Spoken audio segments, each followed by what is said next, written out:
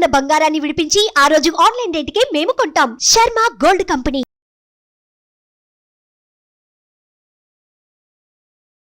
Hi, welcome to our channel. ఈరోజు మనతో పాటు ఉన్నారు జ్యోతిష్య, ఆగమ, వాస్తు, పురాణ పండితులు బ్రహ్మశ్రీ క్రొత్తపల్లి సురేష్ శర్మ గారు. నమస్కారం గురువు గారు.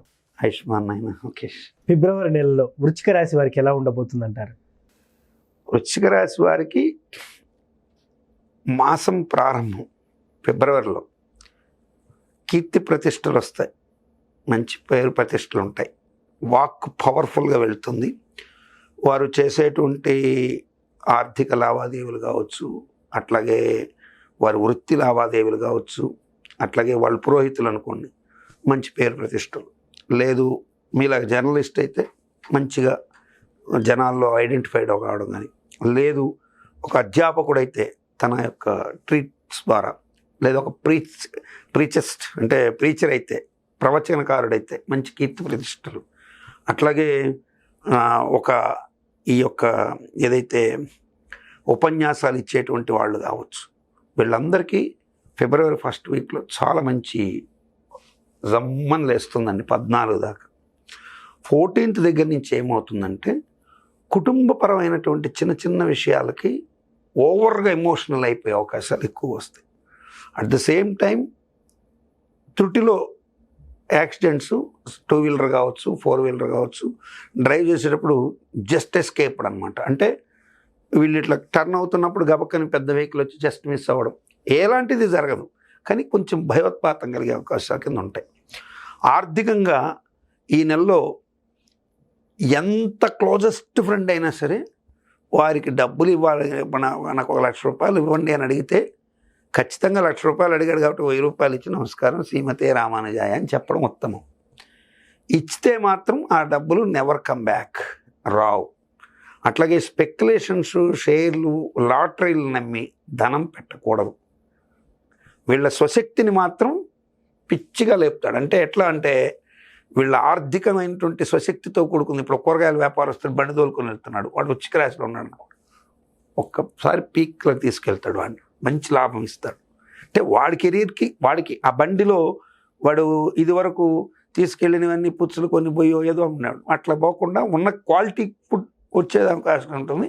అమ్మినప్పుడు కూడా క్వాలిటీగా లాభాలు వచ్చే అవకాశం. అంటే రైతుకు కూడా తెగులు తగలని పంటల ద్వారా లబ్ధి పొందే అవకాశాలు ఉంటాయి. సో కాబట్టి స్వశక్తితో ట్రై చేస్తున్న వాళ్ళకి ఏమవుతారంటే 10th హౌస్ లాంటి సూర్యుడు విక్రమస్థానంలో 3వ ఇంట్లో ఉన్నాడు, పాపగ్రహం, మంచి యోగాన్ని ఇస్తాడు 14th లోపల. 14th దగ్గర నుంచి ఖచ్చితంగా స్థిరాస్తి క్రయ విక్రయాలకు సంబంధించి కానీ, ఇతరులకు ధనం ఇచ్చేది కానీ ఖచ్చితంగా ఇబ్బంది పెడతాడు. గృహంలో కొంత అశాంతికర వాతావరణానికి అది కారణభూతం అవుతుంది. కాబట్టి అటువంటి విషయాల్లో జాగ్రత్తగా ఉండాలి. విద్యార్థులు కూడా ఉప్పొంగిన ప్రవాహంలాగా బ్రహ్మాండంగా చదివేస్తారు. అక్కడికి వచ్చేసరికి తెలియని నిరుత్సాహం గమ్మే అవకాశం ఉంటుంది. నిరుత్సాహపడాల్సిన అవసరమే లేదు. మీరు ఇక్కడ ఎంత ఎనర్జీ సంపాదించారో దాన్ని ప్రాపర్గా స్టాగ్నేట్ చేసుకొని మీరు ముందుకెళ్ళడానికి ప్రయత్నం చేస్తే బెటర్ రిజల్ట్స్ వచ్చే అవకాశం ఉంటాయి. నేను చెప్పిన దానికి వైలెట్ అవుతాం అవ్వకపోవడం మీ ఇష్టాలు, చెప్పడం నా ధర్మం కాబట్టి చెప్తున్నా. సపోజ్ నేను ఇవ్వద్దన్నంత మాత్రాన నా స్నేహితుడిని మీరు చెప్పారని, జ్యోతిష్యం చెప్పారని నా స్నేహితుడికి నేను ఇయ్యొద్దా అంటే డబ్బులు నీవి ఇచ్చుకునేది నువ్వు, నాకేం వచ్చే, నాకేమన్నా నువ్వు ఇస్తావా? ఇప్పుడు నేను చెప్పినందువల్ల నువ్వు సేవ్ అయిపోయి ఆ 1.5 లక్ష వాడికి కూడా 1000 రూపాయలు ఇచ్చి మిగిలించుకున్నందువల్ల రేపు నా గురువుగారు మీరు చెప్పారు కాబట్టి నాకు 1.5 లక్ష మిగిలిపోయిందండి, ఇదిగో 15,000 తీసుకోండి అని ఏమన్నా అంటావా? 10%. నాకు ఏం అక్కర్లేదు, నువ్వు ఇస్తానన్నా నేను అటువంటి యాక్సెప్ట్ చేసే గుణం కాదు. నేను జనరల్గా కూడా అట్లాంటి ఆలోచనలు నాకు రావు. నాది ఎప్పుడు కూడా నువ్వు ఎటువంటి వృత్తిలో ఉన్నావు, వారి అవతల వాళ్ళకి ఎంతవరకు నువ్వు మ్యాక్సిమం హెల్ప్ చేయగలవు అని ట్రై చేయాలి. సో నేను పూజలు కూడా ఎవరికైనా చెప్పాల్సిన పరిస్థితి వస్తే నాకున్న అతి ఇబ్బందికర అంశం ఏంటంటే నేను ఎవరికి పూజలు ఎక్కువగా చెప్పలేను. వాళ్ళ ఇబ్బందులు వాళ్ళు ఆల్రెడీ 10 మంది చేత మొట్టికాయలు, జల్లకాయలు, ఆ కాయలు, ఈ కాయలు తినేసి వచ్చి ఉంటారు నా దగ్గరికి వచ్చేటికి. అదేం దరిద్రమో అంటే దరిద్రం అని కాదు, వాస్తవంగా అదేమీ ప్రాబ్లం తెలియదు. నా దగ్గరికి వచ్చే వాళ్ళందరూ కూడా most of the part victims వస్తారు. అక్కడికి వెళ్ళి నెత్తి మీద మొట్టించుకున్నాం, ఇక్కడికి వెళ్ళి వాళ్ళ పేర్లు కూడా నేను అనౌన్స్ చేయలేను కానీ అలా మొట్టించుకొచ్చామండి, మీ దగ్గరైనా మాకు కరెక్ట్గా ఉంటుందా అంటే నేను ఉన్నట్టు కుండబద్దలు కొట్టినట్టే చెప్తాను వాళ్ళకి. పూజలు అనేవి నేను ఎమోషనల్గా మీకు బ్లాక్మెయిల్ చేయను. మీరు చేసుకుంటానంటే మీకు శక్తి ఉంటే ఇబ్బంది లేకపోతే చేసుకోండి. మీరు ఇబ్బంది పడి చేయొద్దు. ఇబ్బంది పడి చేయమని భగవంతుడు కూడా నేను చెప్పలేదు, చెప్పినట్టు ఎక్కడ శాస్త్రం లేదు. పూజలు అనేటువంటివి పూర్ణం జపయత్వేత్వా ఇది పూజ. నువ్వు మనసులో పూర్ణంగా జపించే శక్తి నీకు లేదు కాబట్టి నేను చేస్తున్నా జపం అంతే. సో ఈ పూజలు అనేటువంటివి నువ్వు చేసుకోలేనప్పుడు నువ్వు ఇతరుల మీద ఆధారపడతావు. నీకు నిజంగా నేను చాలాసార్లు కూడా చెప్తుంటా, నీకు మెంటల్లీ స్ట్రాంగ్ అన్న వాళ్ళకి no necessity of any pandit. నువ్వు మెంటల్లీ స్ట్రాంగ్గా నిన్ను ఉండనివ్వట్ల గ్రహాలు అంతే. ఇప్పుడు అప్పు ఉంటుంది ఒకడికి, ఆ అప్పు ఉన్నటువంటి వాడి మీద ఆ రుణకారకుడైనటువంటి కుజుడు శనితో గ్రహయుద్ధం పట్టినప్పుడు డూ ఆర్ డై అన్నట్టు సమస్య పెడతాడు. వాడు స్థిమితంగా పూజ చేస్తానంటుంటే వాకిట్లో పిస్టల్ పెట్టుకున్నట్టు వాడు కూర్చుంటే వీడేం చేస్తాడు?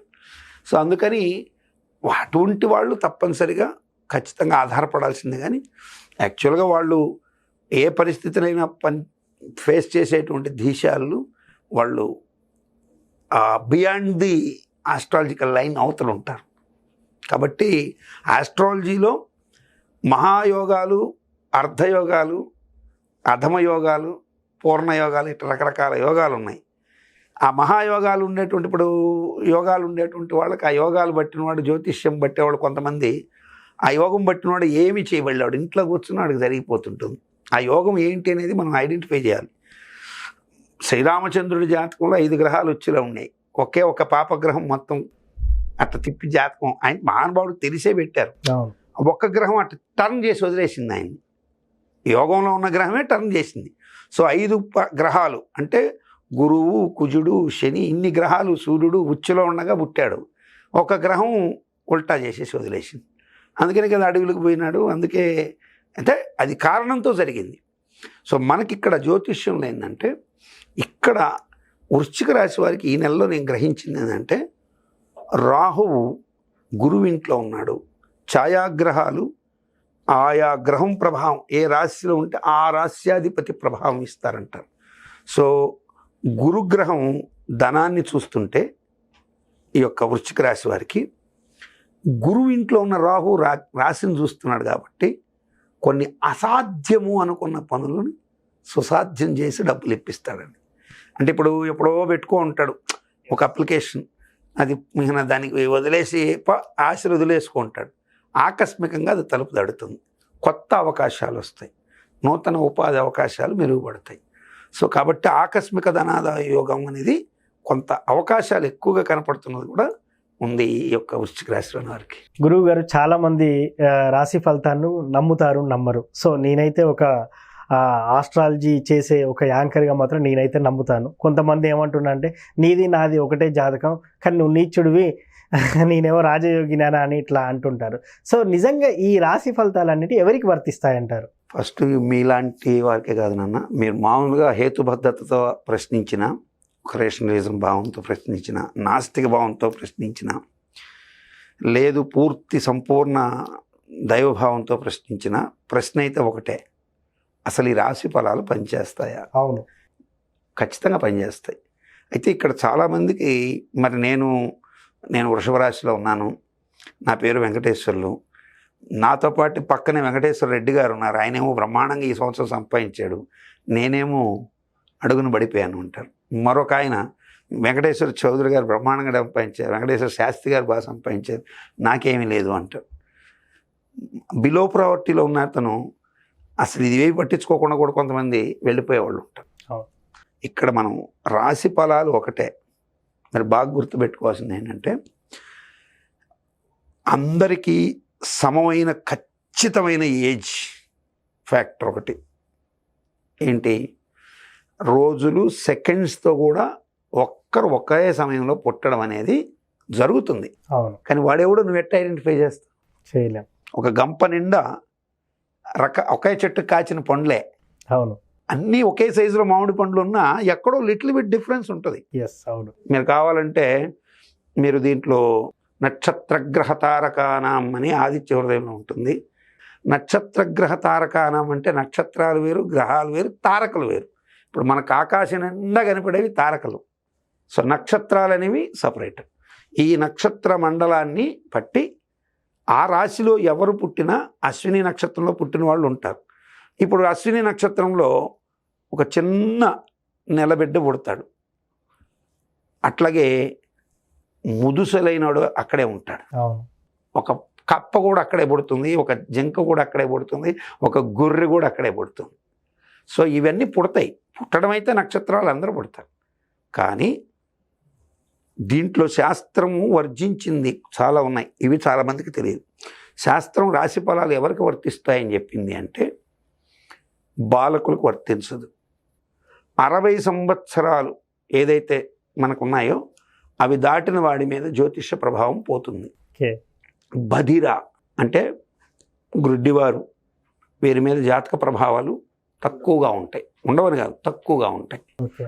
పొంగుణ గుంటివారు, వీరి మీద తక్కువగా ఉంటాయి. అట్లాగే మతిభ్రంశత్వం, పిచ్చివాడి మీద జ్యోతిష్యం పనిచేయదు. ఓకే. మరి మనకు మంచి కోసమే శాస్త్రం ఉందనేది. కాబట్టి రాశి ఫలాలు మీరు దాంట్లో చూసి భయపడిపోవద్దండి, తెలుసుకోండి. సజెషన్స్ ఉంటే దాన్ని ఫాలో కండి. ఒకవేళ మంచిగా ఉంటే హ్యాపీగా ఉండండి, చెడు ఉంటే భయపడద్దు, హ్యాపీగా ఉండండి. వృశ్చిక రాశి వారికి ఫిబ్రవరి నెలలో ఎలా ఉండబోతుందని చాలా చక్కగా చెప్పారు గురుగారు. Thank you. ఆయుష్మాన్.